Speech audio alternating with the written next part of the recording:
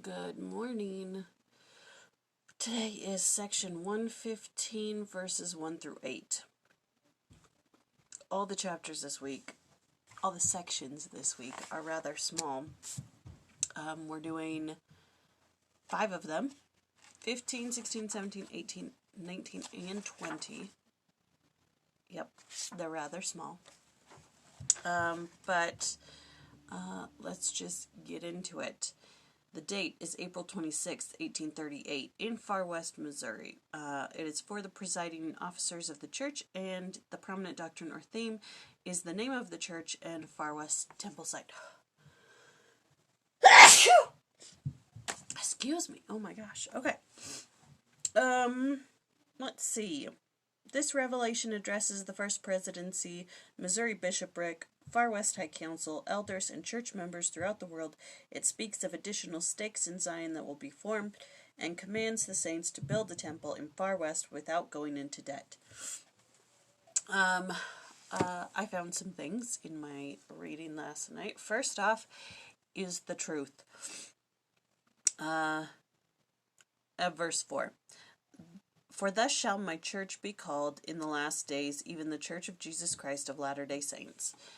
In the podcast, they talk a lot about how it's not our church, it's his church, and he has the right to name it whatever he chooses. And then I've got some inspiring words. In verse 5, Verily I say unto you all, arise and shine forth, that thy light may be a standard for the nations.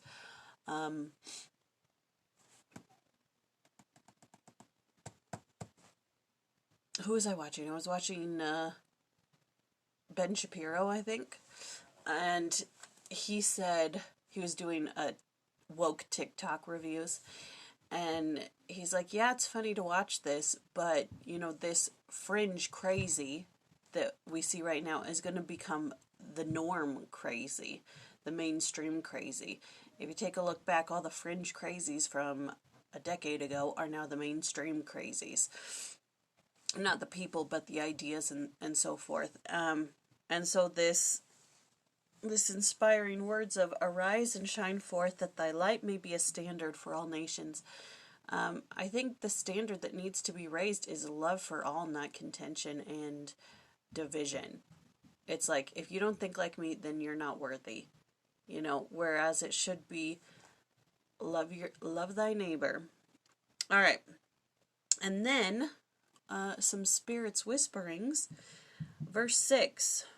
And that the gathering together upon the land of Zion and upon her stakes may be for a defense, and for a refuge from the storm, and from wrath, when it shall be poured out without mixture upon the whole earth.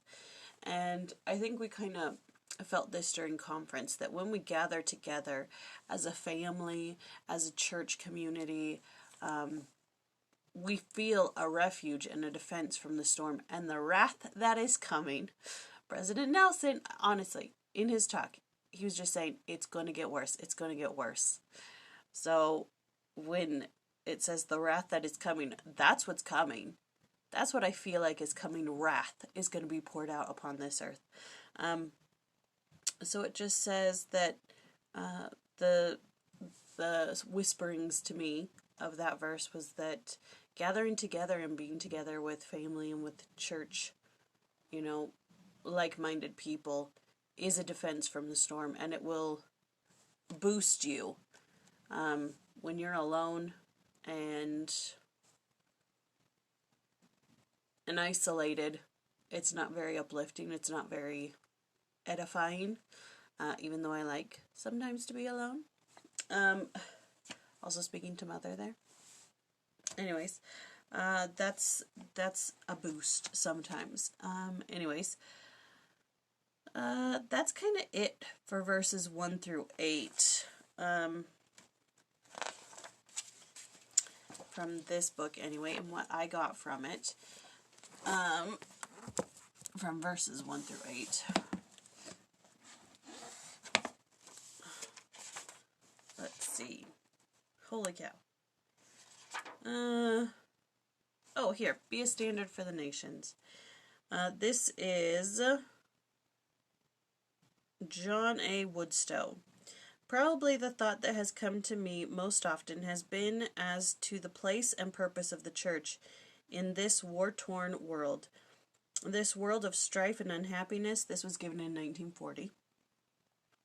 What is our mission to the world? I have turned to the scriptures to get the answer, and have found the answer, both in ancient and modern scriptures. It is that the Church of Christ, at all times, must be a standard to the nations, a standard to which all nations, all people, all men may turn as they seek safety, peace, and happiness. Let me say that the Church itself cannot be this standard. Since the Church is made up of individuals, it becomes an individual responsibility to make the Church a standard for the nations. It must be a standard in my life. I must so conduct myself that I may be the standard worthy of being followed by those who seek the greater joy in life. I like that. That was really good.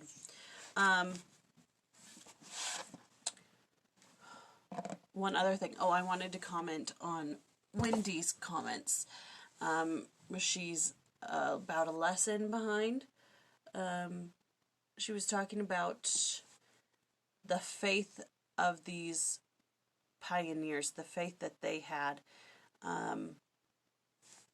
I think it's kind of easy for those of us who have been in the church all our lives, born into it or converted many years ago, to forget or to think that we haven't had these great faith moments when, you know, you hear these people who read the Book of Mormon in one night and they were asked to be baptized the next day, and you're like, I never had that, and the question is, well, why not? You know, I can hear an apostle or the prophet say, well, why not? Why haven't you read the Book of Mormon in one night? Why haven't you been so consumed with the Word? You know, why aren't you thirsting after my Word? And then also, like, to build the temple out of their poverty and to not know why, and to be thrust from place to place and be like, well, if the church was true, wouldn't this be happening? And wouldn't this? And we're God's chosen people. I think that's why Joseph Smith received so many revelations, was because some people did go in there going, we're God's chosen people, and then they get thrust out, and then Joseph Smith gets a revelation saying, you need to humble yourself. That's not the way it's done. A lot of people did leave the church because of pride, because they didn't think Joseph was a real prophet. And I think that's the point of studying the Doctrine and Covenants this year, is to learn those things, to see all sides of it, and to gain a greater knowledge of the founding and the building of this church, and find those examples of faith and feel after their example. The other thing about Section 107, about the priesthood, about Adam and all those people gathering together, I totally glazed over that bit. I didn't notice that when reading it. I know I read it, but it didn't like hit me like it did Wendy. The only thing that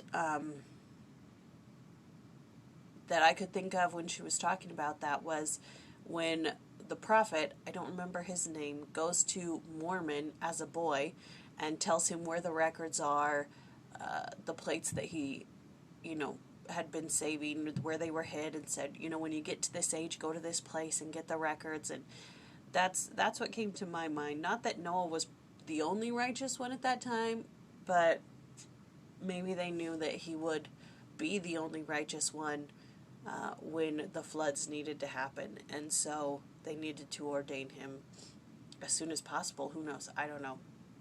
But that was interesting in your studying. All right, I'm done rambling. This was Doctrine and Covenants, section 115, verses 1 through 8. And I will see you tomorrow for 9 through 19. Love you.